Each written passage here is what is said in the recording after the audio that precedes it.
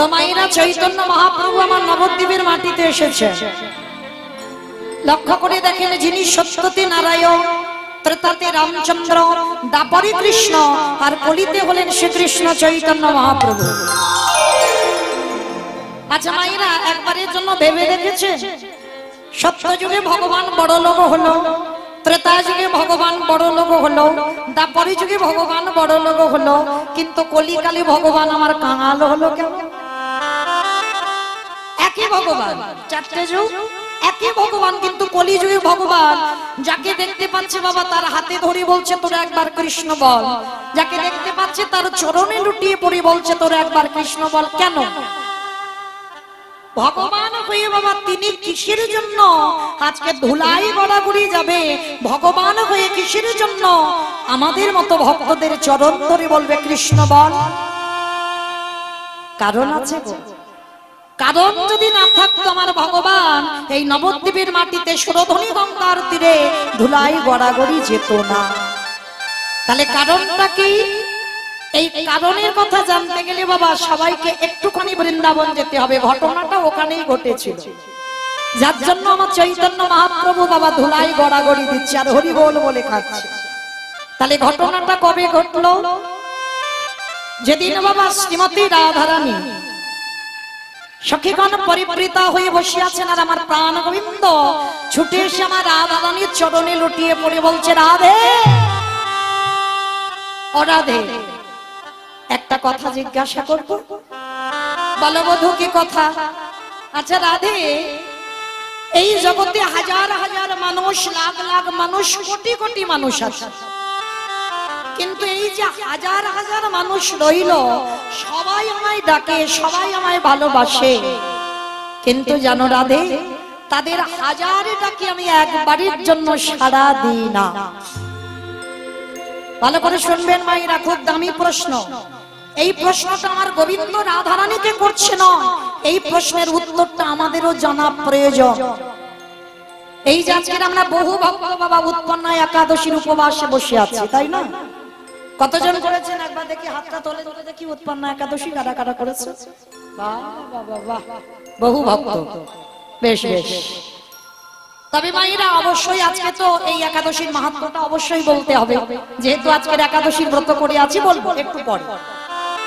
তো চলেন আজকের বাবা এই যে ভগবান, ভগবানকে আমরা এত সাধ্য সাধনা করে সারা দিন রাত, কত অনাহারি অনিদ্রায় সারা রাত জাগরণ করে এই যে আমরা ভগবানকে ডাকি, তাহলে প্রত্যেকের মাথায় কি একবারও এই প্রশ্নটা আসে না যে এই যে আমরা এত ডাকি ভগবান আমাদের ডাকে সাড়া দেয় না, আর রাধারানী যদি একবার ডাকে ভগবান মন্ত্রপুত ফণির মতো কেন তার চরণে ছুটে আসে? কি মাইরা, রাধারানী তার ৮ জন সখী যদি একবার কৃষ্ণ বলে, মানে আমার ভগবান পৃথিবীর যে প্রান্তে থাকুক না কেন পাগলের মতো বাবা মণিহারা ফণির মতো রাধার চরণে ছুটে আসে। তা গোবিন্দের প্রশ্ন এই জায়গায়, রাধে জগতের ডাকে, জগতের ডাকে আমি যাই না, আর তুমি ডাকলে আমি থাকতে পারি না কেন? সবাই তো ডাকে, তাহলে ডাকের মধ্যে পার্থক্যটা কোথায়? রাধারানী বললেন বধূ বধূ হে, তোমার এই চরণে দাসী, এই চরণে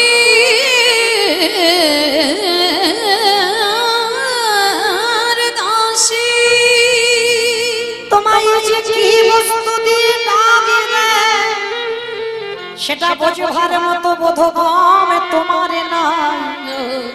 ভগবান কথাটা শুনে বাবা চমকে, বলো কি তুমি? আমি এতে চংসকলা বংশ কৃষ্ণস্তু ভগবান স্বয়ং, আমার মধ্যে ঐশ্বর্য বীর্য যশ শ্রী জ্ঞান বৈরাগ্য, আমি ষড়ৈশ্বর্যপূর্ণ ভগবান, আমি 16 কলাই পরিপূর্ণ, অনিমা মহিমা প্রাপ্তি প্রকম্মা লঘিমা সীতা কামা বসিতা স্থিতি, ঐশ্বর্য বীর্য যশ শ্রী জ্ঞান বৈরাগ্য লীলা কৃপা। আমি 16 কলাই পরিপূর্ণ, আমি 64 গুণাধিপতি কৃষ্ণ, আর আমি কিনা তোমার মতো 4 আঙ্গুল নারীর কথা বুঝবো না। রাধারানী একটু মৃদু হেসে বললেন, বধূ দেখতে 4 আঙ্গুল মেয়ে, কিন্তু তুমি জানো না এই 4 আঙ্গুল মেয়ে তোমায় কি দিয়ে ডাকে।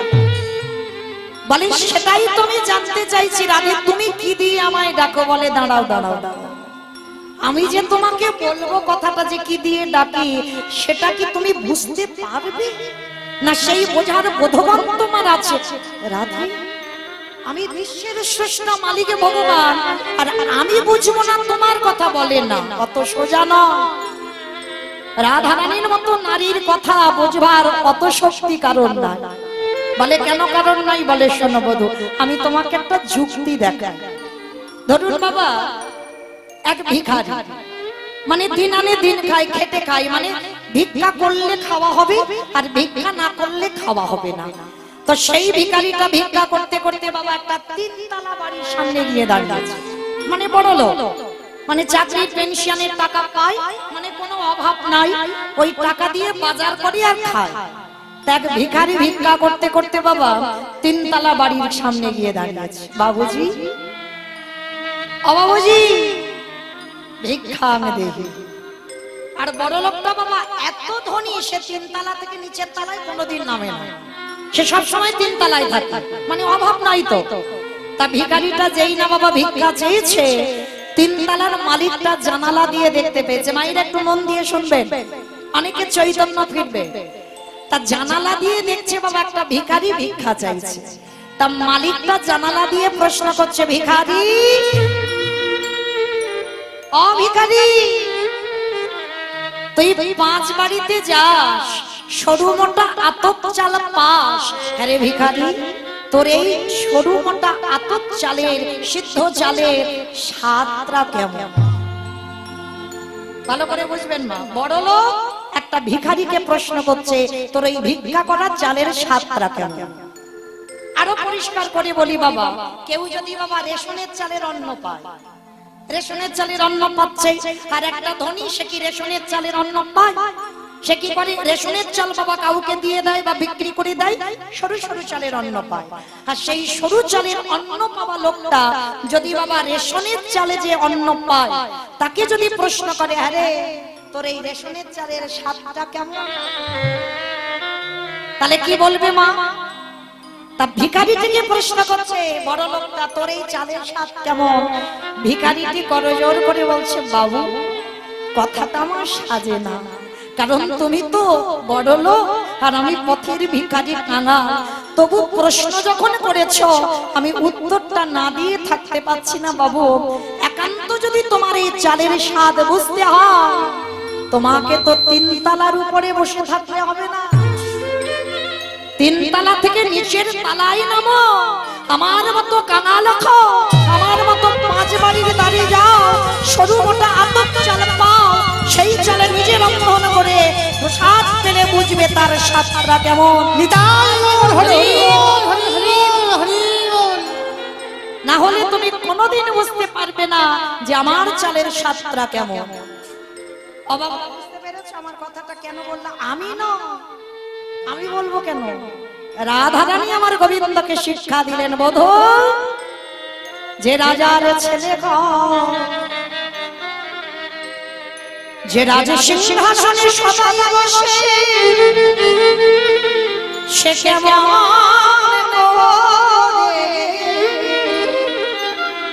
কেমন করে প্রজাদের অভাব বুঝতে পারে। বধূ গো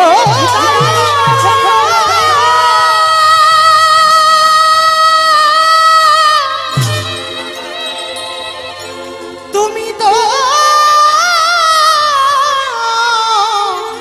জানো না, রাজার ছেলে হয়ে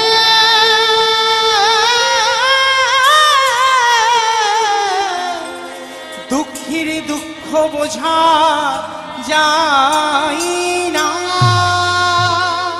রাধারানী বলছে, বধূ তুমি আমি যে কি দিয়ে ডাকি তুমি বুঝতে পারবে কি করে? বলে রাধে, আমি কেন বুঝতে পারছি না? বলে বধূ তোমার মধ্যে 64টা গুণ আছে, কিন্তু একটা গুণ না।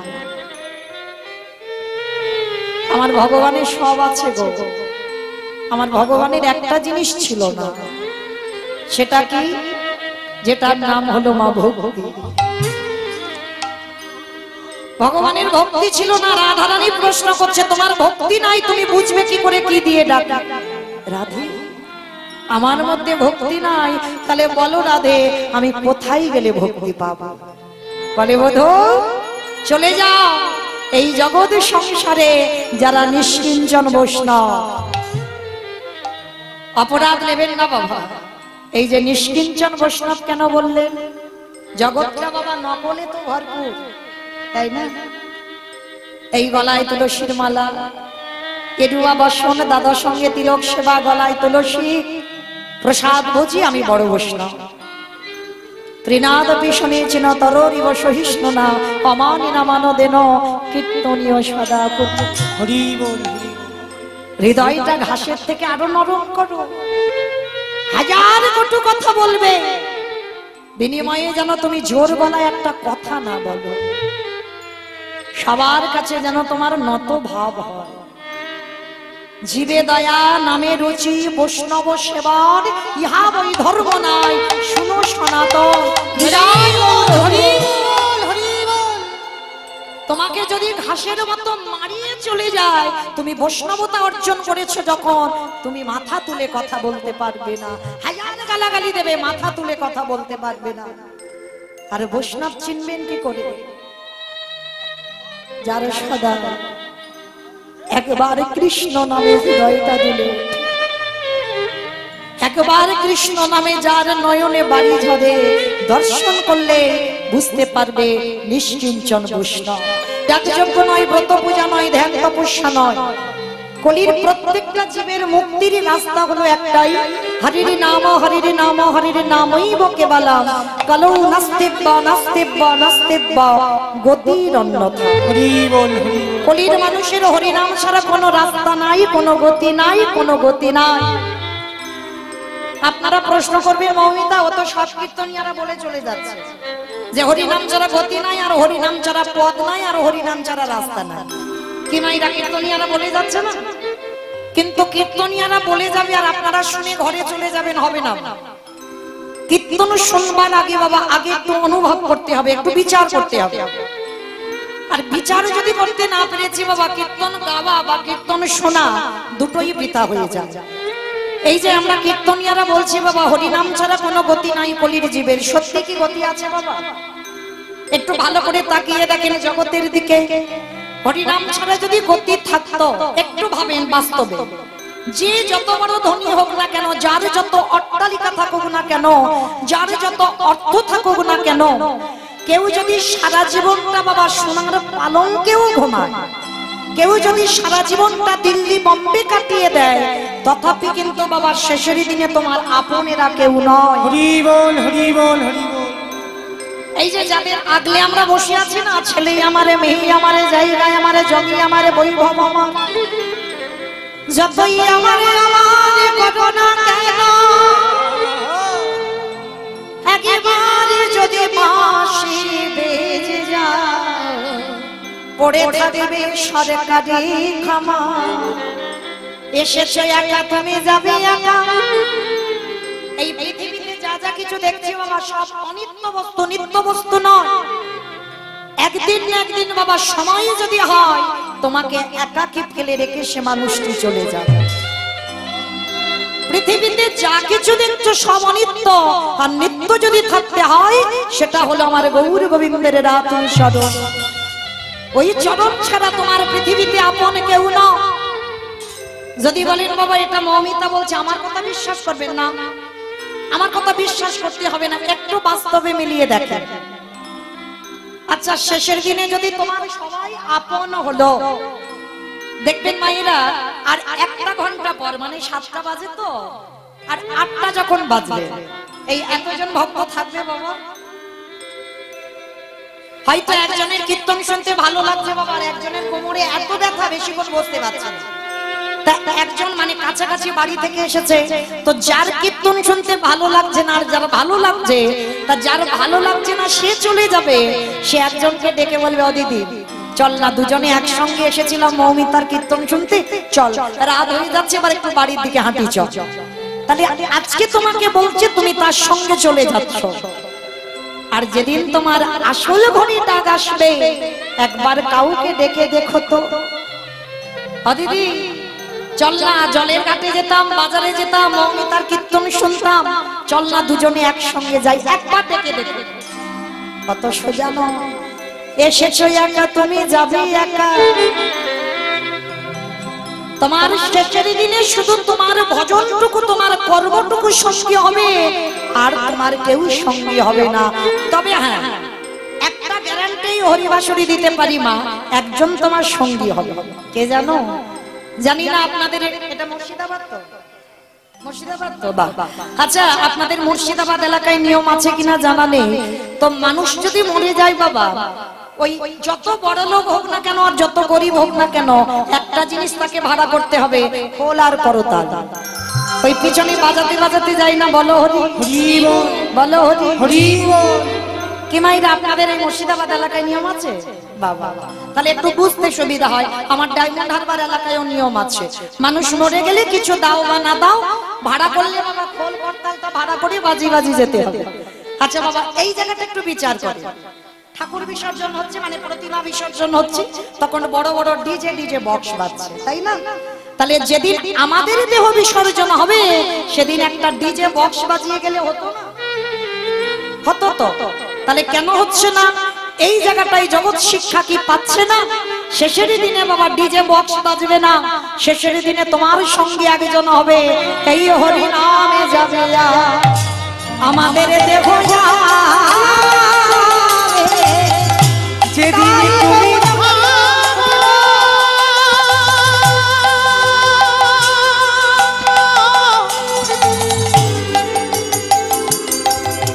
ওই ভাব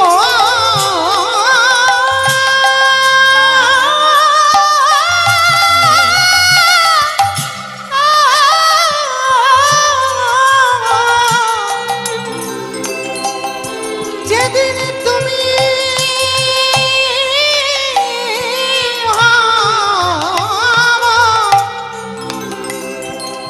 ভাব পারি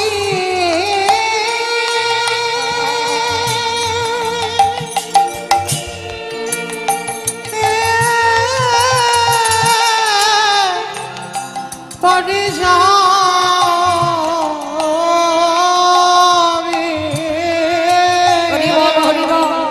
গো সেই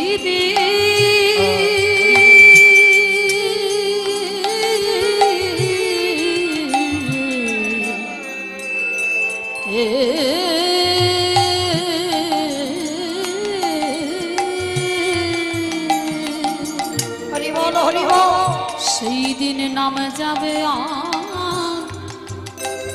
এই পচা দেহ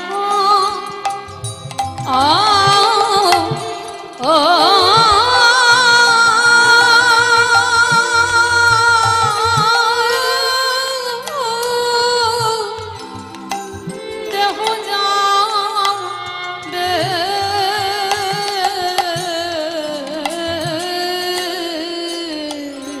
আমাদের আশা আমাদের আশা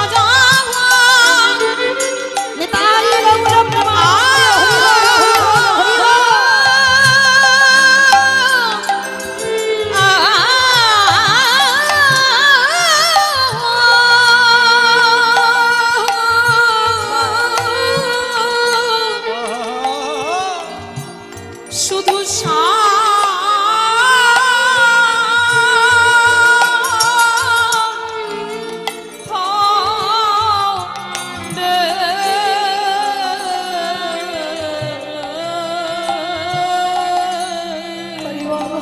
ওরে সেই দিন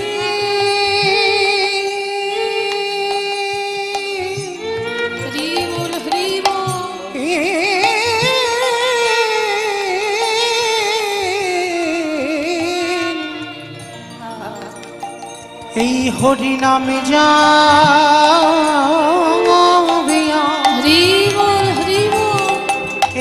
পচা দেহ যাবে। তাহলে বাবা এই হরি নাম ছাড়া যখন জগতের জীবের কোনো গতি নাই, কীর্তনের প্রারম্ভে আমার কমিটি দাদা ভাইদের প্রণাম করি। আজকে লীলা কীর্তন শুরু হবে, লীলা পরিবেশন হবে রঘুনাথ দাসের বৈরাগ্য। এই যে রঘুনাথ দাস, আপনারা জানবেন ষোড়শ গোস্বামী পাদ শ্রীরূপ সনাতন ভট্ট রঘুনাথ শ্রীজীব গোপাল ভট্ট দাস রঘুনাথ, এই ছয় গোসাইয়ের পরিচরণ বন্দন, যাহা হইতে বিঘ্ন নাশ অভীষ্ট পুরা। এই যে বাবা রঘুনাথ দাস ষোড়শ গোস্বামীর মধ্যে এক গোস্বামী, তারই চরিত্র, তারই বাবা লীলা, আজকে তারই জীবন কাহিনী আমরা আস্বাদন করব। তার আগে আজকে তো বাবা বৃন্দাবন যাওয়া হবে না, আজকের আমাদের লীলাটাই হবে মহাপ্রভুর নিয়ে লীলা। তার মানে আজকে এই সুরধ্বনির তীর ছেড়ে আমরা কোথাও যেতে পারছি না। কেমন? কারণ কালকে সেই দুপুর বেলা আসবো, সূর্য পূজা যখন হবে তখন একটু বৃন্দাবন যাওয়া হবে। কেমন? তো আজকে তো বৃন্দাবনে যাওয়া হচ্ছে না, তবে আজকে লীলাটা শেষ হবে বাবা জগন্নাথ ধাম, পুরী ধাম, শ্রীক্ষেত্র লীলাচল। তো যেহেতু লীলাটা বাবা জগন্নাথের ওইখানে গিয়ে শ্রীক্ষেত্রে গিয়ে শেষ হবে, তো চলেন আজকে আমরা একটা উড়িয়া ভজন গাইতে গাইতে সবাই যাই। কারণ যেহেতু জগন্নাথের কথা, কারণ বৃন্দাবনে গেলে বাবা হিন্দি ভজন, আমার নবদ্বীপে বাংলা, আর পুরী ধামে যারা যাবেন দেখেছেন একটা কথা আছে না, ঢাই কিরিকিরি। ঢাই কিরিকিরি মানে কি? মারামারি। ঢাই কিরিকিরি মানে মারামারি, তাড়াতাড়ি। ঢাই কিরিকিরি মানে তাড়াতাড়ি, চলো আমাদেরও তাড়াতাড়ি। তো চলো আজকের একটা উড়িয়া ভজন গাইতে গাইতে যাওয়া হোক। কেমন? আমি আর আমার সম্প্রদায় নয়,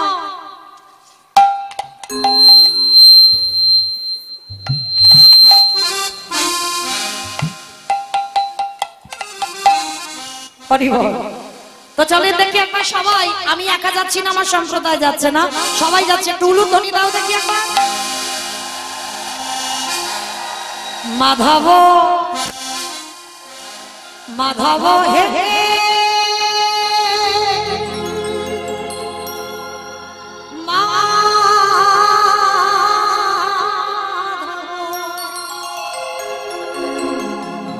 মাধব মাধব হে মাধব মাধব মাধব হে মাধব মাধব মাধব হে মাধব মাধব মাধব হে মাধব মাধব মাধব হে মাধব মাধব মাধব হে মাধব মাধব মাধব হে মাধব। মুঠি পকোড়ারে পেট পুরি খাবো,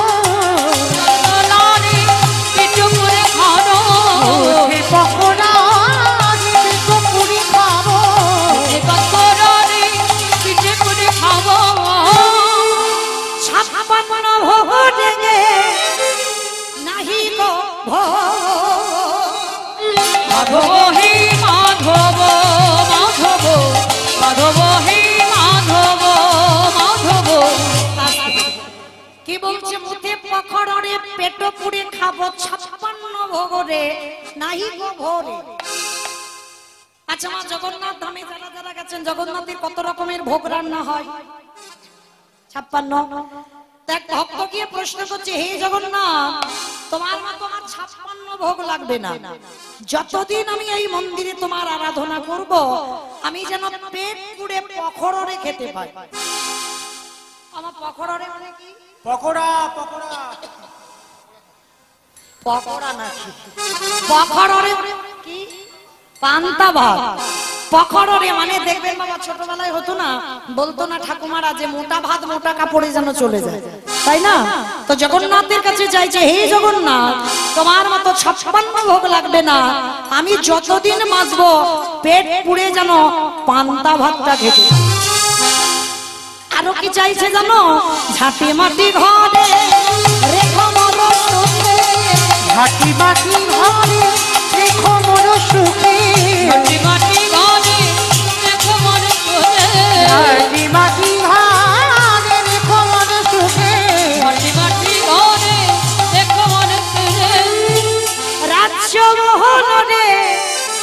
নাহি গো মাধব হে মাধব মাধব মাধব হে মাধব। ঝাঁটি মাটি ঘর মানে আমার একটা মাটির ঝোপ দিও। তোমার মতো পাথর সেটিং করা ঘর আমার লাগবে না। আর ওই মাটির ঝোপেতে থাকবো, পেট পুড়ে পান্তা ভাতটা খাবো, আর যতদিন আমি বাঁচবো এই জিহ্বাতে জানো মাধব। আমি আর আমার সম্প্রদায় বলবো তোমরা একটু জগন্নাথকে ডাকবে না? ডাকবে তো? আজকে রঘুনাথ দাস যখন যাবে আমরা যাব না? চলো দেখি একবার হাত দুটো তোলো তো দেখি। সবাই মাইরা ও মা ওই জায়গাটা ধসে যাচ্ছে কেন? এই ধসা রোগটা ভালো নয়। আজকে রিহার্সাল দিয়ে যাচ্ছে কিন্তু কালকে দুপুরবেলা ছাড়াছাড়ি নাই।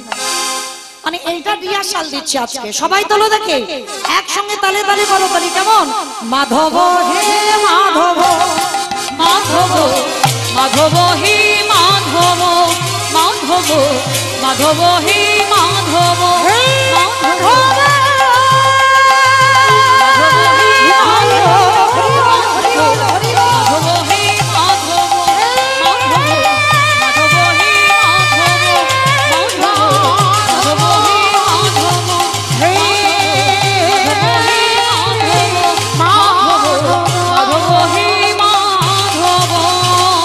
মাধব হে মাধব মাধব মাধব হে মাধব মাধব মাধব হে মাধব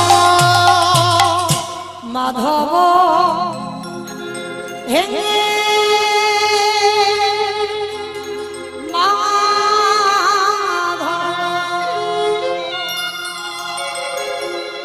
প্রেম সে বলো জয় জয় জগন্নাথ ধাম কি জয় জয় জগন্নাথ ধাম কি জয় বলো দেব কি জয় সুভদ্রা মাতা কি নিতাই গৌর প্রেমানন্দ।